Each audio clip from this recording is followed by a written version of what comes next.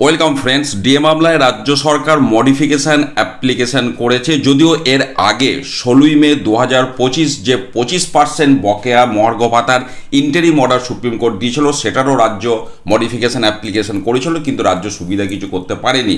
এবারেও modification application করে সুবিধা কিছু করতে পারবে না বলে আমার ধারণা।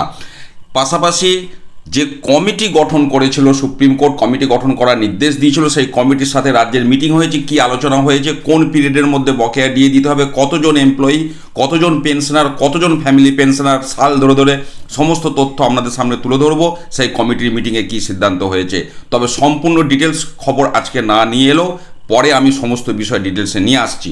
দেখতে পাচ্ছেন এখানে যেটা সাবজেক্টে পরিষ্কার, application for directions modification of the judgment dated 5ই ফেব্রুয়ারি 2026 on behalf of the appellant, মানে রাজ্য সরকার। অর্থাৎ 5ই ফেব্রুয়ারি 2026 সুপ্রিম কোর্ট যে অর্ডার দিয়েছে তার মডিফিকেশন রাজ্য আবেদন করেছে। এখানে অনেক তথ্য রয়েছে, আমি পরে ডিটেলসে যাব। আমি এবার চলে যাচ্ছি সেই জায়গাটা, রাজ্যের সাথে কমিটির মিটিংয়ে কী সিদ্ধান্ত হয়েছে, কী বক্তব্য এখানে উঠে এসেছে।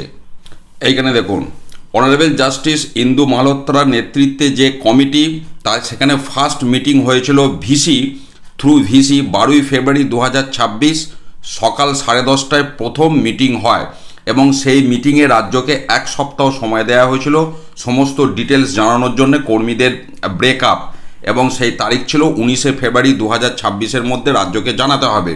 তারপরে সেই রিপোর্ট যেটা সামনে এসেছে আমি সেটাই আপনাদের সাথে শেয়ার করব। দেখুন, এখানে রাজ্যের পক্ষ থেকে যেটা জানানো হচ্ছে, number of employee A category 52,130, B category 98,027, C category D মিলিয়ে টোটাল ক্যাটাগরি 3,17,954।